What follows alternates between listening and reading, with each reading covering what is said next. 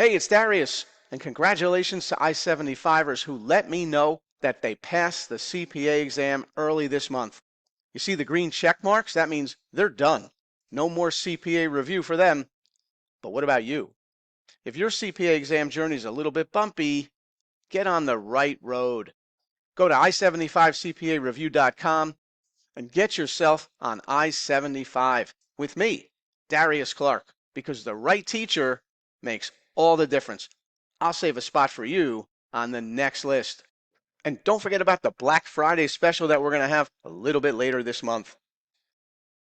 All right, what do we have to know about payroll tax liability and payroll tax expense? So payroll involves employer and employee.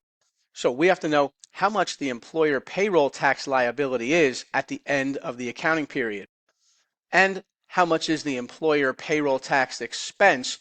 And make a note that the payroll tax expense will always be lower than the payroll tax liability. And the exam could ask you to prepare the journal entry to record the payroll and the payroll tax accrual. So if you've never worked in payroll, you might not realize that payroll taxes are paid to the government usually a few days after the payroll checks and direct deposits are issued.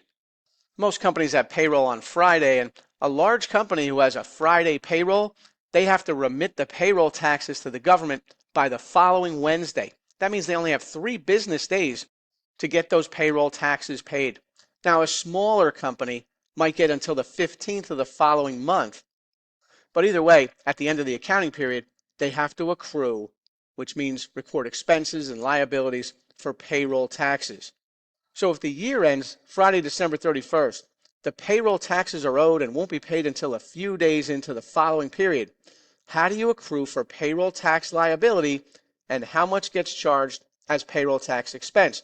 And we already said that the expense is going to be lower than the liability. And this is really important at the end of the quarter or at the end of the year, whenever financial statements are prepared. So in this example, Ricci Corp's final payroll of the year is Friday, December 31st, and it's summarized as follows. Total wages, $5,000. Federal income taxes withheld, $600. They tell us all wages paid were subject to FICA. What's FICA? Social Security and Medicare. And they say FICA tax rates were 7% each for employee and employer. Now, Ricci Corp remits payroll taxes on the 15th of the following month.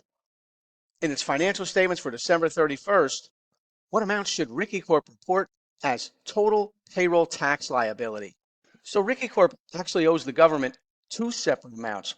Employer payroll taxes are owed, and employee withholding payroll taxes are owed also. Let's look at the employee portion of what's owed first. They told us that federal income taxes withheld from employees' pay was $600, so that's owed. And then they told us that FICA was subject to a 7% tax rate. 7% for employee, 7% for employer, because that's the way FICA is. Money comes out of the employee's pay for FICA, and then the employer matches it, dollar for dollar. So 7% of the total payroll of $5,000 is $350. And that $350 was withheld from the employee's pay. That's just the $5,000 of gross wages times the 7% FICA rate. So the employee portion of what's owed right now is $950. And the employee portion, the $950, was deducted from employee's pay. And since it was never paid to the employee, it remains in the employer's bank account until it's time for the employer to remit it to the government. Now, what about the employer portion? So the employer has to match the 7% on the same $5,000 gross. So $350 more has to get paid into FICA coming out of the employer's pocket. So the total amount owed for payroll tax at the end of the year, December 31st, is $950 coming out of the employee's payroll plus $350 that the employer has to pay. So the total amount owed, $1,300. That's the liability. So the payroll tax liability at December 31st, $1,300. What about the expense? So the payroll tax expense for the employer is only the employer's share, which is the $350. So $350 is the payroll tax expense, $1,300 is the payroll tax liability. Now let's look at the journal entry here. It's pretty substantial, 2 debits and 4 credits. The first debit is payroll expense, and that $5,000 is what they gave us in the facts as total wages. So that's the gross wages. The only other debit is going to be the FICA tax expense. That's the payroll tax expense. $350, which represents the employer's share of FICA. So total debits $53.50. Now the credits. That same $350, the employer's share of FICA, has to be paid to the government, and that's why it's being shown as a liability. It's payable as of the end of the year because it's not usually submitted until a couple of days after the last payroll. So this $350 is still owed. Here's another $350. This is what came out of the employee's pay. And what comes out of the employee's pay is a liability, but not an employer expense. So that's why the liability for FICA is $700, but the expense is only $350. And then $600, federal income tax. This is what came out of the employee's pay. They told us that in the facts. So the employer withheld $600 from the employee's pay, and this $600 is owed as of the end of the year, so it's showing up as a payable. But it's not an employer expense. Why?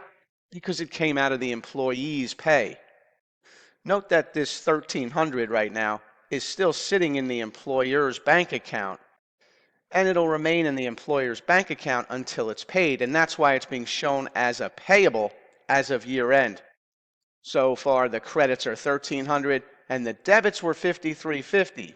So now we plug wages payable or cash for the difference of $4,050.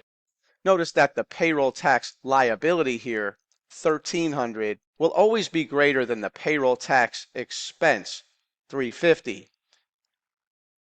And that's because the liability will include the employer and employee's share of FICA, whereas the expense will only include the employer's share of FICA.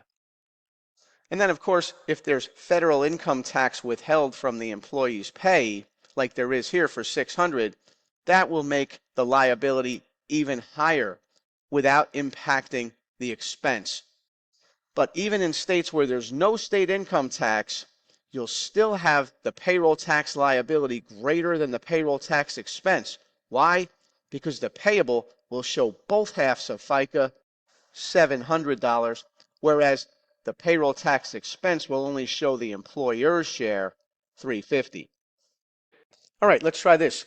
What do they want to know? What amount should Berry report as total payroll tax liability? So we're not looking for expense, liability. They tell us Berry Company's payroll for the month ended January 31st is summarized as follows. Total wages are $10,000. Federal income tax withheld $1,200. All wages paid were subject to FICA, and the FICA rates were 7% each for employee and employer. Berry remits payroll taxes on the 15th of the following month. So in its financial statements for the month ended January 31st, what amount should they report as total payroll tax liability? So we want the liability, not the expense. It's going to be C2600, and let's see why. First, we have the employee portion of the liability. Total wages $10,000, the FICA rate 7%. So $700 came out of the employee's pay to go toward FICA. And then they told us $1,200 more was withheld for federal income tax. So $1,900 is the employee's portion of the liability. Now for the employer portion, it's just the 7% employer's percentage of FICA, or $700. Remember, the employer has to match whatever came out of the employee's pay when it comes to FICA. So the total liability would be $2,600. $1,400 total for FICA plus $1,200 more for the employee's federal withholding. So $2,600, or letter C, is the total payroll tax liability. But if they asked for the expense, it would only be the $700, the employer portion of FICA. But this question asked what amount should Berry report as total payroll tax liability, and the answer would be $2,600. What about the journal entry? Well, once again, a couple of debits and mostly credits. We debit wages expense, that's the gross pay, $10,000. They gave us that in the facts. Then our employer tax expense, the payroll tax expense for the employer, is only the FICA portion that the employer has to match, and that's the 700. Then that same 700 is owed now to the government, and that's the first credit, employer FICA tax liability, 700. Then we have another $700 credit for FICA tax withheld. That's the employee's share. Then we have a $1,200 credit for federal income tax withheld. We knew the total liability was $2,600, and there it is, $700, $700, and $1,200. And then we balance the entry with a credit to wages payable or cash for $8,100. But the question asks, what amount should they report as total payroll tax liability at the end of the month? And the answer would be $2,600. The employer's share of FICA, the employee's share of FICA, and the federal income tax withheld from the employee's pay. All right, what do we know about employee deductions so far? Amounts withheld from employees' wages for items like FICA tax and federal income tax, they're not an expense to the employer.